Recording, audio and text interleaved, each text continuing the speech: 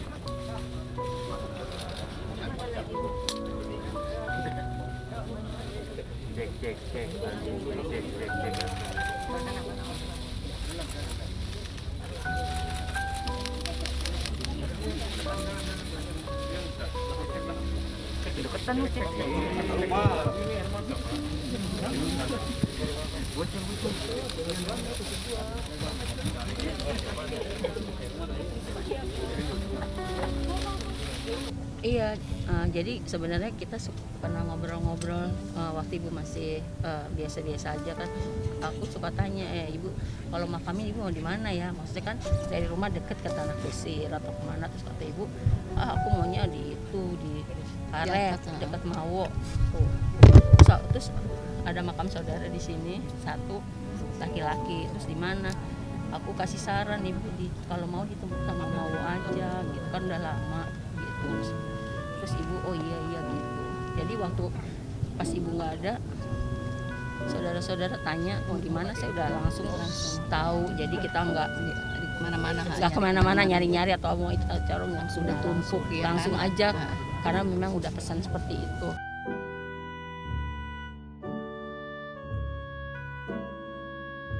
Di antara para pelayat memang tidak nampak Rano Karno, aktor dan sutradara sinetron Sidul Anak Sekolahan yang sangat dekat dengan almarhumah. Rano dan adiknya Suti Karno memang tengah berada di luar kota, sehingga tidak bisa mencium kening maknya untuk terakhir kali. Suti Karno pun mengungkapkan Rano sangat terpukul atas kepergian maknya. Kebetulan Mas Rano kan lagi nggak ada di Jakarta, jadi Mas Rano WhatsApp kita ke grup keluarga, kasih tahu kalau maknya nggak ada. Terus saya make sure ke anaknya, maknya saya telepon ke Mbak Lala, yang baru aja meninggal. Jadi kita tahu segera setelah meninggal langsung dikasih tahu sama keluarga maknya. Ya kita memang udah kayak keluarga sih ya. Iya, saya juga kebetulan di luar kota, baru besok kembali. Mas Rano juga masih di luar kota gitu. Pembicaraan saya hanya kepada memberikan semangat aja kepada beliau, karena kita tahu kan maknya ini sudah lama lumpuh dan buta kan. Walaupun memang ya kadang-kadang, bukan kadang-kadang, hampir tiap bulan, mungkin 2 bulan sekali saya kirimkan obat tetes mata yang memang tidak ada di Jakarta. Saya kirim ke beliau karena beliau memang memerlukan obat itu. Jadi artinya kalaupun saya bicara mamanya, saya tidak mempersulit atau menanya tentang kesehatan. Saya hanya memberikan semangat saja kepada beliau. Itu aja sebetulnya.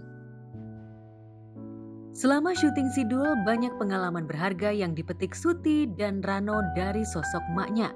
Bagi Suti dan Rano, maknya bagaikan pengganti ibu kandung mereka yang telah wafat.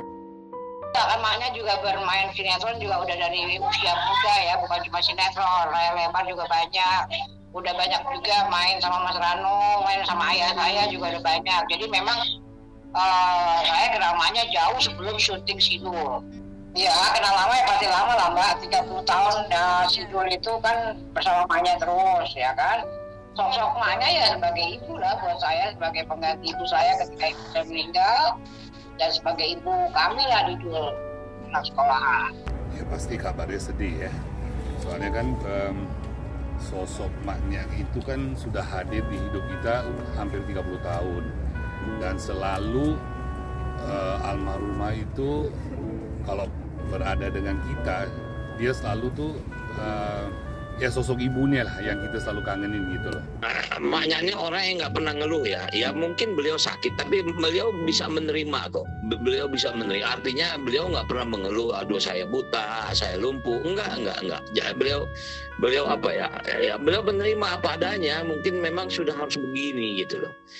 Jujur ya kita sendiri ya barangkali yang orang luar melihatnya kan sedih. Tapi emaknya oke aja. Cuman satu belakangan dia bilang, aduh Dul, emaknya udah susah nih ngapalin dialog, udah mulai pikun gitu kan, suara juga ya, kemudian juga kondisi fisiknya belakangan menurun sekali, kurusnya luar biasa. Ya mungkin faktor umur juga ya, karena juga makan juga ya orang sakit begini kan makan juga mungkin tidak senyaman kita kan. Jadi memang fisiknya memang sangat kurus sekali. Berkat Rano yang membesut dan menjadi aktor utama di Sidul Anak Sekolahan, tapi persaudaraan di antara keluarga besar Sidul sangat erat. Terlebih sejak kesuksesan Sidul The Movie, di mana maknya masih bisa meneruskan perannya meski harus berakting di tempat tidur. Tapi silaturahmi di antara keluarga besar Sidul semakin solid. Di tengah kesibukan kerja dan mengurus anak, Cornelia Agatha yang berperan sebagai Sarah tetap keep kontak soal kondisi maknya. Maknya kan senior ya gitu, sama sekali pokoknya maknya tuh saya lihat sangat ngemong, membimbing, rendah hati, terus ibuan sekali ya sama kita semua tuh. Bener-bener kita semua tuh dirangkul ya. Mak juga orangnya sabar banget, humoris juga ya, walaupun maknya juga termasuk kalem ya beliau gitu. Tapi memang yang paling berkesan yaitu kebersahajaan dan juga bagaimana maknya itu sangat menghargai kita semua ya, setiap orang yang bertemu dengan maknya, berkomunikasi gitu, maknya sangat menghargai gitu. Kalau kenangan sih banyak ya. Semua adegan yang kita syuting sama beliau tuh punya kenangan yang luar biasa.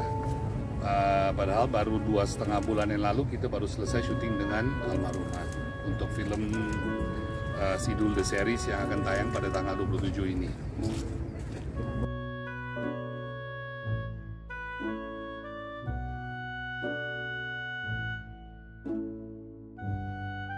Di mata Cornelia, maknya adalah artis 3 zaman yang langka. Penyakit glukoma tidak bisa menggerogoti semangat beraktingnya. Bahkan saat sakit, maknya masih bisa tampil secara live di Ancol beberapa waktu lalu. Nap, urusin apa-apa. Urusin laki lu. Kalau anduk sama yang lainnya udah Jenab siapin. Ih, salahnya. Nggak apa-apa. Tapi nggak bisa ngerasain perasaannya si Jenab. Waktu dia tadi ngomong, kayaknya dia kurang Ya waktu syuting ya kan saya tanya nih, Bu capek nih Bu syuting, karena kalau berangkat syuting itu udah pasti naik ambulan. Karena kalau keluar dari kamar harus dipakai tandu. Nah jadi pergi keluar syuting itu kan saya dibantu sama saudara-saudara saya yang lain, terus saya baru menyusul. Saya tanya gimana Bu? Dia senang-senang aja, sampai di rumah juga gitu, senang gitu ketemu teman semua gitu, semangat ya. Jadi beda karena saya juga pernah lihat almarhum nenek saya dulu kalau di rumah sakit begitu dapat syuting undangan manggung di Ancol itu matanya berbinar-binar. Saya bisa lihat loh matanya itu, mata ibu juga kayak gitu, nanti di panggung bisa berjengkrakan jurus teko kayak gitu padahal di rumah sakit. Jadi ya begitu, mungkin seniman yang bisa merasakan hal seperti itu. Iya, bulan Juni tahun ini terakhir kita syuting sama-sama untuk series Sidul yang bakal tayang sebentar lagi. Kita syuting memang kalau maknya itu kan syutingnya sehari ya di studio, karena memang dipulin untuk adegan kerja. Memang kita tidak banyak bicara karena kan beliau kan banyak yang harus dihafalkan dialognya. Cuman kita ketemu satu frame aja yang kita sama-sama. Memang sih saya melihat bahwa maknya tuh udah beda sih ya, sebetulnya mukanya karena udah kurus banget gitu. Kita semua harus akui bahwa Maknya memang seorang aktris yang sangat berdedikasi tinggi, bahkan dalam keadaan sakit pun ya beliau masih terus ingin berkontribusi dalam dunia seni peran, terutama juga menghidupkan Sidul ya, agar terus bisa Sidul terus bernafas gitu ya. Kami bisa terus berkarya juga karena spirit beliau gitu. Karena beliau itu maknya tuh spiritnya tuh luar biasa ya. Jadi menghafal dialog semua tuh masih bagus. Komunikasi masih baik gitu kita gitu kan. Dimakamkan tepat di Hari Ibu, pemakaman maknya seolah menjadi simbol dedikasi seorang ibu. Tak hanya bagi keluarga besar Sidul, tapi juga bagi dunia seni peran Indonesia. Setelah artis seangkatannya Rima Melati dan Mieke Wijaya berpulang, kepergian Aminah Cendrakasih menjadi kehilangan yang begitu besar di akhir tahun 2022. Selamat jalan maknya Aminah Cendrakasih. Semoga amal ibadahmu diterima di sisi Yang Maha Kuasa. Maaf sebesar-besarnya apabila semasa hidup beliau punya salah. Ya mudah-mudahan kita bisa memaafkannya. Ya buat keluarga yang ditinggal ya, mudah-mudahan rela ya kan, dan untuk maknya mendapat tempat yang baik ya di sisi Yang Maha Kuasa. Mohon doanya ya teman-teman buat maknya. Terima kasih selama ini atas supportnya untuk maknya. Kita mohon doanya aja ya, gitu supaya maknya bahagia di sisi Tuhan. Ya surga buat maknya.